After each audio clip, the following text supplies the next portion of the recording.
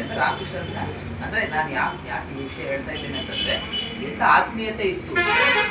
ಶ್ರೀಮಾತೆಯವರು ರಾಮಕೃಷ್ಣನ ಭಾವಚಿತ್ರವನ್ನ ಬರೀ ಭಾವಚಿತ್ರ ಅಂತ ಭಾವಿಸ್ತಿಲ್ಲ. ನಾವು ಅನ್ಕೊಂಡ್ರೆ ಈ ಭಾವಚಿತ್ರಗಳು ಫೋಟೋ ಅಷ್ಟೇ ಅಂತ ಅನ್ಕೊಂಡ್ರೆ, ಆದ್ರೆ ಇಲ್ಲಿ ಜೀವಂತಿಕೆಯನ್ನ ಅನುಭವಿಸ್ತಾ ಇದ್ದಾರೆ.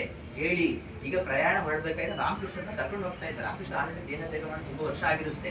ಶ್ರೀಮಾತೆಯವರು ತಮ್ಮ ಜೀವನದ ಕೊನೆಯಲ್ಲಿ ಇರ್ತಾರೆ. ಆಲ್ರೆಡಿ 1919-20 ಇರ್ತಾರೆ. ಯಾಕಂದ್ರೆ ಅವ್ರು ದೇಹ ತ್ಯಾಗ ಮಾಡಿದ್ದು 1920 ಶ್ಯಾಮಶಾಲ ಮಾತೆಯವರು.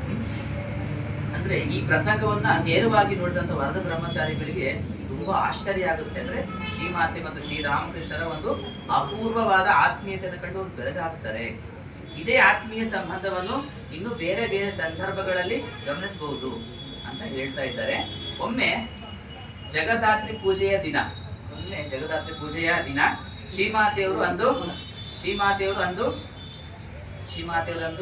ಮುಂಜಾನೆಯೇ ಶ್ರೀರಾಮಕೃಷ್ಣರ ಪೂಜೆಯನ್ನ ಮಾಡ್ತಾರೆ. ಅವತ್ತು ಜಗದಾತ್ರಿ ಪೂಜೆ. ಇನ್ನು ಬೇರೆ ಬೇರೆ ಸಂದರ್ಭ ಅಂದ್ರೆ ಶ್ರೀಮಾತೆಯವರು ಅವತ್ತು ಬೇಗ ಜಗದಾತ್ರಿ ಪೂಜೆಯನ್ನ ಮಾಡ್ಬೇಕಂತ ಶ್ರೀರಾಮಕೃಷ್ಣರ ಪೂಜೆಯನ್ನು ಬೇಗ ಮಾಡಿ ಮುಗಿಸ್ಬಿಡ್ತಾರೆ. ಮುಗಿಸಿ ಅವ್ರ ಪೂಜೆ ಮುಗಿಸಿಕೊಂಡು ಜಗದಾತ್ರಿ ಪೂಜೆಯಾಗುವ ಸ್ಥಳಕ್ಕೆ ಹೋಗಬೇಕಾಗಿತ್ತು. ಆದ್ದರಿಂದ ಅವರು ಶ್ರೀರಾಮಕೃಷ್ಣರಿಗೆ ನೈವೇದ್ಯ ಮಾಡುವಾಗ ಇವತ್ತು ಜಗದಾತ್ರಿ ಪೂಜೆ, ಸ್ವಲ್ಪ ಬೇಗ ಊಟ ಮಾಡಿಬಿಡಿ, ನಾನು ಅಲ್ಲಿಗೆ ಹೋಗಬೇಕಾಗಿದೆ ಎಂದು ಹೇಳುತ್ತಿದ್ದು ಒಬ್ಬ ಭಕ್ತನ ಕಿವಿಗೆ ಬಿತ್ತು. ನಾವು ನೈವೇದ್ಯ ಸುಮ್ಮನೆ ಇಟ್ಬಿಡ್ತೀವಿ. ಅಲ್ಲಿ ನೋಡಿ ಎಷ್ಟು ಚೆನ್ನಾಗಿ ಶ್ರೀಮಾತೆಯವರು ಶ್ರೀರಾಮಕೃಷ್ಣ ನೈವೇದ್ಯ ಮಾಡ್ತಾ ಇದ್ದಾರೆ. ಪ್ರಭು ಇವತ್ತು ಜಗದಾತ್ರಿ ಪೂಜೆ ಇದೆ, ನಾನು ಅಲ್ಲಿ ಹೋಗ್ಲೇಬೇಕು ಬೇಗ, ಹಾಗಾಗಿ ನೀವು ಸ್ವಲ್ಪ ಬೇಗ ಊಟ ಮಾಡಬೇಕು ಅಂತ ರಾಮಕೃಷ್ಣರಿಗೆ ಶ್ರೀಮಾತೆಯವರು ಹೇಳ್ತಾ ಇದ್ದಾರೆ. ಇನ್ನೊಮ್ಮೆ ಅವರು ಕಲ್ಕತ್ತಾದಿಂದ ಜಯರಾಮ್ ಭಟ್ಟಿಗೆ ಹೊರಡಲು ತೀರ್ಮಾನಿಸಿದ್ದರು. ಹೊರಡಲು ಸಿದ್ಧರಾಗಿದ್ದಾರೆ. ಆದರೆ ಅವರ ಪರಿವಾರದಲ್ಲಿ ಒಬ್ಬರಾದ ಮೇಲೆ ಒಬ್ಬರಿಗೆ ಕಾಯಿಲೆ ಬಂದು ಪ್ರಯಾಣವನ್ನ ಮುಂದೂಡಬೇಕಾಗಿತ್ತು. ಅಂದ್ರೆ ಅವರ ಮನೆಯಲ್ಲಿ ಒಬ್ಬರಾದ್ರೂ ಒಮ್ಮೆಲೆ ನಮ್ಮ ಮನೆಯಲ್ಲಿ ಎಷ್ಟು ಜನಕ್ಕೆ ನಮಗೆ ಒಬ್ರು ಚೆನ್ನಾಗಿದ್ರೆ ಎಲ್ಲರೂ ಸ್ಟಾರ್ಟ್ ಆಗ್ಬಿಡುತ್ತೆ ಚೆನ್ನಾಗಿದ್ದಂಗೆ. ಹಾಗೆ ಅವ್ರ ಮನೆಯಲ್ಲೂ ಆ ರೀತಿ ಆದಾಗ ಇವರು ಕಲ್ಕತ್ತಾದಿಂದ ಜಯರಾಮ್ ಭಟ್ಟಿಗೆ ಹೋಗುವ ಪ್ರವಾಸವನ್ನು ಇಟ್ಕೊಂಡಿರ್ತಾರೆ ಶ್ರೀಮಾತೆಯವರು. ಹಾಗಾಗಿ ಅನಿವಾರ್ಯವಾಗಿ ಪ್ರಯಾಣವನ್ನ ಮುಂದೂಡುವ ಸಂದರ್ಭ ಬರುತ್ತೆ. ಇದರಿಂದ ಶ್ರೀಮಾತೆಯವರಿಗೆ ಈಗೇನು ಮಾಡುವುದು ಎನ್ನುವಂತ ಚಿಂತೆ ಶುರುವಾಗುತ್ತೆ.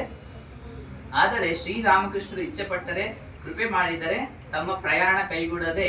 ಆದ್ದರಿಂದ ಅವರು ಒಮ್ಮೆ ಪತಿಯನ್ನ ಸಂಬೋಧಿಸಿ ಒಂದು ಸಣ್ಣ ಮಗುವನ್ನ ಪ್ರೀತಿಯಿಂದ ಓಲೈಸುವಂತೆ ಹೀಗೆನ್ನುತ್ತಿದ್ರು.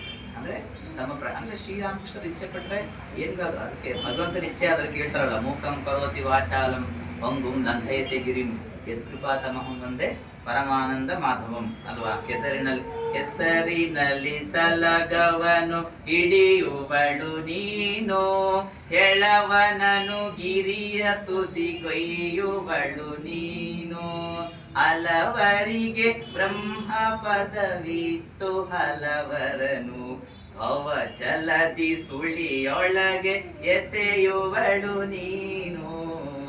ಎಲ್ಲವೂ ನಿನ್ನಿಚ್ಛೆಯಂತೆ ನಡೆದಿರಲು, ನೀನೆ ಭವಸಾಗರವ ದಾಟಿಸುವ ಹಡಗು. ನಿನ್ನ ಇಚ್ಛೆಯ ನೀನು ಪೂರೈಸುತ್ತಿರಲು, ತಮ್ಮ ಗೈಮೆಯೆಂದು ತಿಳಿವರಿ ಜನರು ಎಲ್ಲ